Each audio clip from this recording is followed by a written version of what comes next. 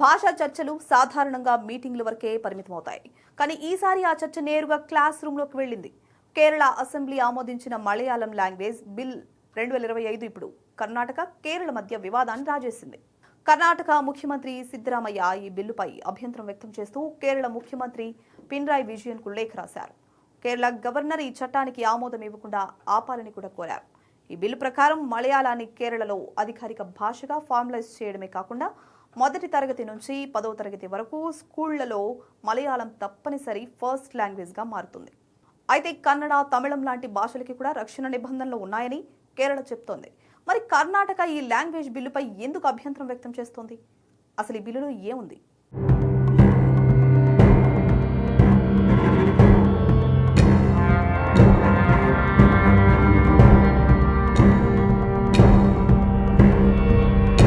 ఈ బిల్లుపై కర్ణాటక అభ్యంతరానికి కేంద్ర బిందువుగా కాసరగోడ్ జిల్లా నిలుస్తోంది. ఇది కేరళలోనే ఉంది, కానీ అక్కడ పెద్ద సంఖ్యలో కన్నడ మాట్లాడే కుటుంబాలున్నాయి. ఇళ్లలో, మార్కెట్లలో, స్కూళ్లలో కూడా కన్నడ వాడకం ఎక్కువగా ఉంది.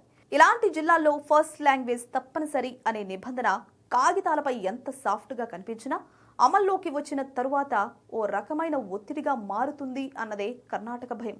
కేరళ ప్రభుత్వం చెప్తున్న రక్షణ నిబంధనలు చట్టంలో ఉన్నాయి. నోటిపై చేసిన లింగ్విస్టిక్ మైనారిటీలకు వారి మాతృభాషలోనే చదువుకునే అవకాశం ఉంటుందని బిల్లు స్పష్టంగా చెప్తోంది. అధికారిక వ్యవహారాల్లో కూడా తమ భాషలో వినతులు ఇవ్వొచ్చని చెప్తోంది. కానీ సిద్ధరామయ్య వాదన వేరే. చట్టం చెప్పేదానికి, స్కూల్లో జరిగేదానికి మధ్య పెద్ద గ్యాప్ ఉంటుందని ఆయన అభిప్రాయం. ఒకసారి మలయాళం డిఫాల్ట్ భాషగా మారితే teacher postings, text books, time tables లాంటివి ఆ రూల్ చుట్టూనే తిరుగుతాయని ఆయన ఆందోళన చెందుతున్నారు. ఇక్కడే ఈ వివాదం రాజకీయాన్ని దాటి పాలసీ స్థాయికి చేరుతుంది. భాషను ప్రోత్సహించడం ఒక విషయం, అదే భాషను విద్యా వ్యవస్థలో కంపల్సరీగా మార్చడం మరో విషయం. ఆఫీసులో భాషను మార్చడం అడ్మినిస్ట్రేటివ్ నిర్ణయం అయితే, స్కూల్లో భాషను మార్చడం పిల్లల గుర్తింపునే ప్రభావితం చేసే నిర్ణయం. చిన్న వయసులో చదివే భాషే ఆత్మవిశ్వాసాన్ని, నేర్చుకునే సౌలభ్యాన్ని, స్కూల్తో బంధాన్ని నిర్ణయిస్తుంది. అయితే సిద్ధరామయ్య లేవనెత్తిన అభ్యంతరాలు వాస్తవాలకు దూరంగా ఉన్నాయంటున్నారు పినరాయి విజయన్. మైనారిటీల హక్కులను కాపాడే నిబంధనలు స్పష్టంగా ఉన్నాయని, కేరళ ఎవరిపైనా భాషను రుద్దడం లేదని చెప్తున్నారు. కానీ కర్ణాటక మాత్రం ఈ చట్టం అమల్లోకి వస్తే అసలు సమస్య మొదలవుతుందని బల్లగుద్ది మరీ వాదిస్తోంది. ఇదే సమయంలో గవర్నర్ పాత్ర కీలకంగా మారింది. అసెంబ్లీ ఆమోదించిన బిల్లుకు గవర్నర్ ఆమోదం ఇవ్వాల్సి ఉంటుంది. ఇప్పుడు ఆయన ముందు 2 ప్రశ్నలున్నాయి. ఒకటి, ఈ బిల్లు రాజ్యాంగంలోని లింగ్విస్టిక్ మైనారిటీ హక్కులకు విరుద్ధమా? రెండోది, బార్డర్ జిల్లాల్లో ఈ నిబంధన అమలైతే వివక్ష తలెత్తే అవకాశం ఉందా? ఇదే కారణంగా గవర్నర్ బిల్లును తిరిగి పరిశీలనకు పంపే అవకాశం కూడా ఉంది అన్న చర్చ జరుగుతోంది.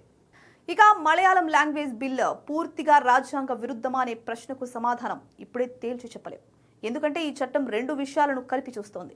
ఒకటి, కేరళ తమ అధికారిక భాషగా మలయాళాన్ని నిర్ణయించడం. ఇది రాజ్యాంగబద్ధమే. ప్రతి రాష్ట్రానికి తన భాషను అధికారికంగా ప్రకటించే హక్కు ఉంది. కానీ సమస్య స్కూల్ రూల్ దగ్గరే మొదలవుతోంది. ఈ బిల్ ప్రకారం స్కూల్ విద్యార్థులకు మలయాళం తప్పనిసరి ఫస్ట్ లాంగ్వేజ్ అవుతుంది.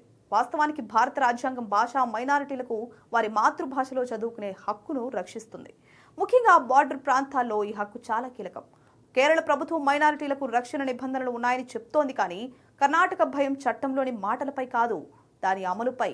ఒకసారి మలయాళం తప్పనిసరి అయితే స్కూల్స్లో టీచర్లు, టైం టేబుల్, పుస్తకాలు లాంటి అంశాలు భాష వైపే వెళ్ళిపోతాయి అన్న ఆందోళన ఉంది. ఇక్కడే రాజ్యాంగం చెప్పే హక్కులు, రియాలిటీ మధ్య గ్యాప్ బయటపడుతోంది. చట్టంలో మైనారిటీలకు రక్షణ ఉన్నా వాస్తవంలో ఆ హక్కులు పొందాలంటే తల్లిదండ్రులు ప్రత్యేకంగా అడగాల్సి రావచ్చు. అప్లికేషన్లు, అనుమతులు, ఆలస్యాలు మొదలవుతాయి. ఇది చట్టానికి విరుద్ధం కాకపోయినా రాజ్యాంగ స్ఫూర్తికి విరుద్ధంగా మారే అవకాశం ఉంది అన్న వాదన వినిపిస్తోంది. నిజానికి ఇలాంటి భాషా వివాదాలు భారత్కు కొత్తేం కాదు.